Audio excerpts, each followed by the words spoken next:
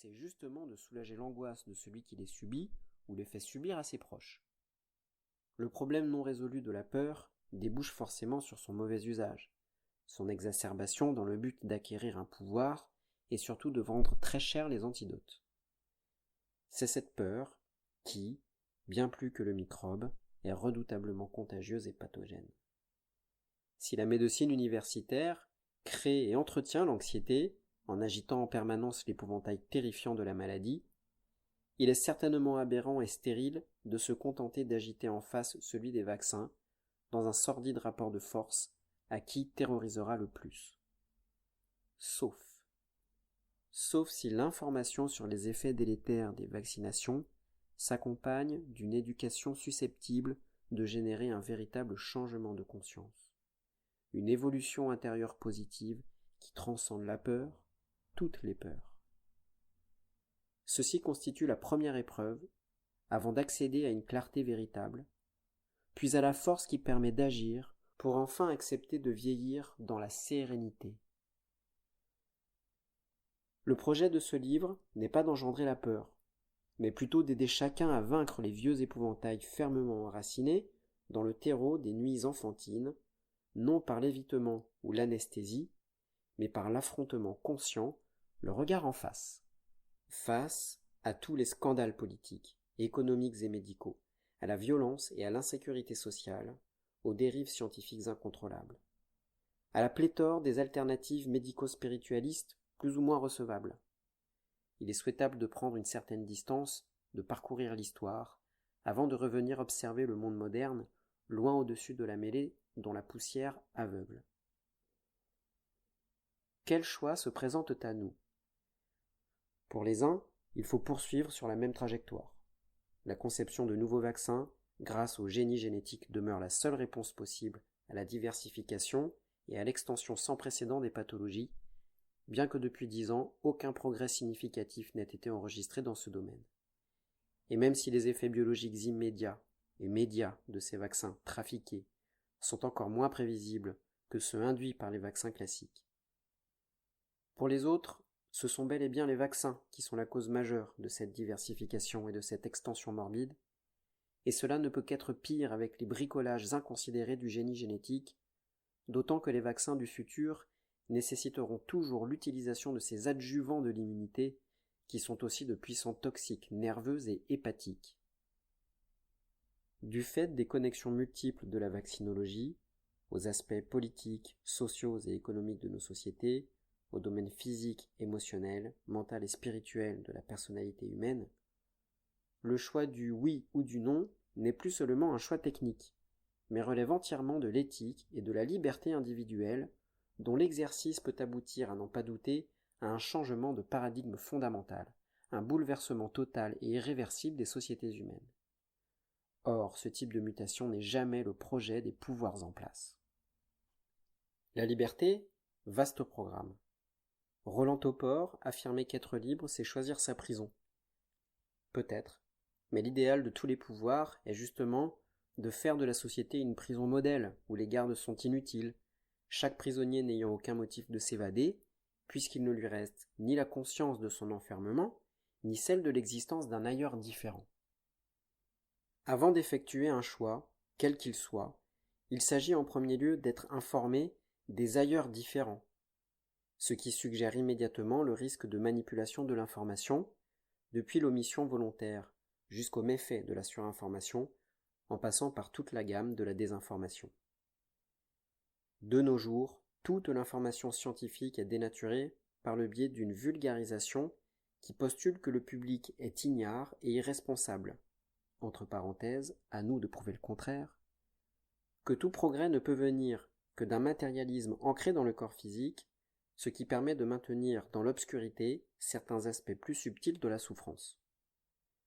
Concernant tel ou tel sujet chaud, tous les avis et toutes les sources d'information sont-elles identiquement accessibles à l'homme, que l'on dit sans qualité, ce vulgum pecus, méticuleusement dévalorisé, afin qu'il délègue tous ses pouvoirs à ceux qui savent. Qui décide de diffuser tel ou tel type d'information ? Et l'information diffusée est-elle crédible ? La vulgarisation scientifique n'est-elle pas le plus souvent une simple technique de marketing. Côté émetteur, il peut y avoir certaines omissions ou contrefaçons plus ou moins volontaires, plus ou moins orchestrées, afin de soutenir des intérêts particuliers. Les accidents vaccinaux sont passés sous silence. Les aliments contenant des organismes génétiquement modifiés ne sont pas étiquetés. Côté récepteur, il peut exister une certaine crédulité, proche du laxisme, une évidente paresse à rechercher, puis comparer les diverses vérités. Si les vaccins étaient dangereux, ça se saurait. L'une des clés de notre réflexion sera de bien situer l'intérêt de ceux qui soutiennent, comme de ceux qui dénoncent, l'acte vaccinal, considéré comme l'un des fondements de la médecine scientifique.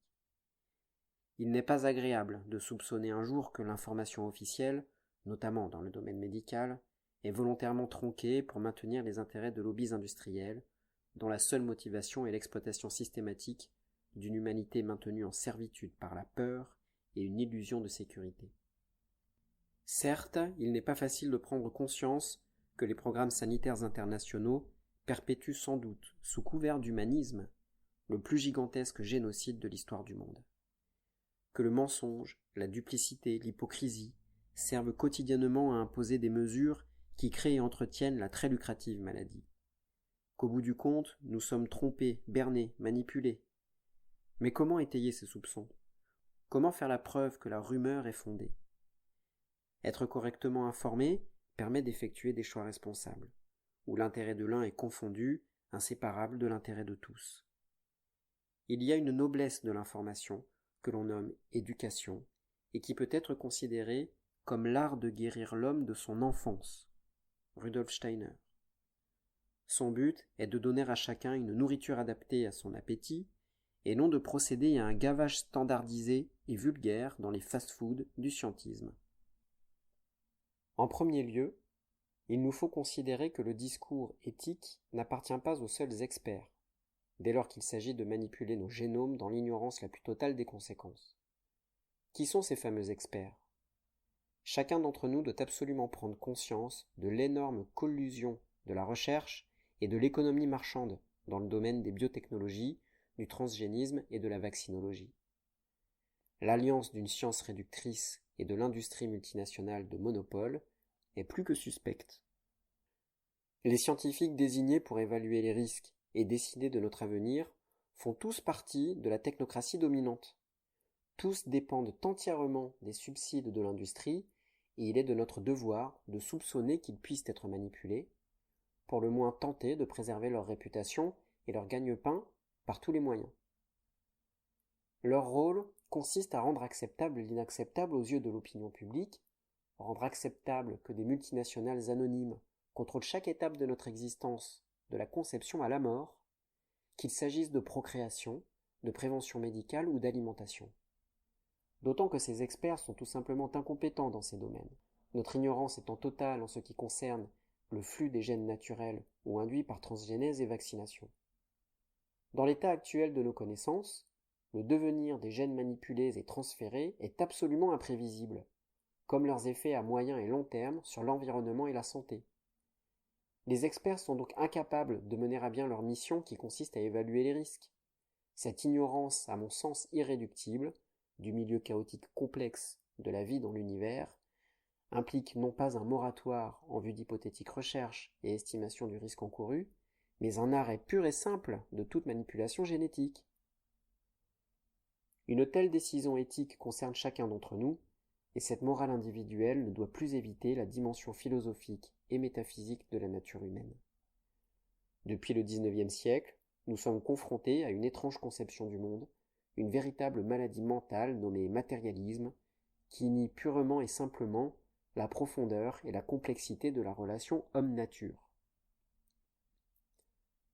Le passage obligatoire de l'humanité par ce matérialisme pur et dur, qui entend tout connaître et tout contrôler, est actuellement l'objet d'une remise en cause radicale, dont les milieux scientifiques, gardiens de l'orthodoxie, voudraient nous faire croire qu'elle émane de groupuscules marginaux et rétrogrades, assimilés à des sectes ou accusés de vitalisme. L'accusation systématique de charlatanisme ou d'appartenance à une secte déshumanisante est la défense primaire des conservateurs aux abois, Et cet inévitable acharnement contre les contradicteurs ne peut d'ailleurs que se durcir. L'efficacité de la sacralisation d'une thèse défendue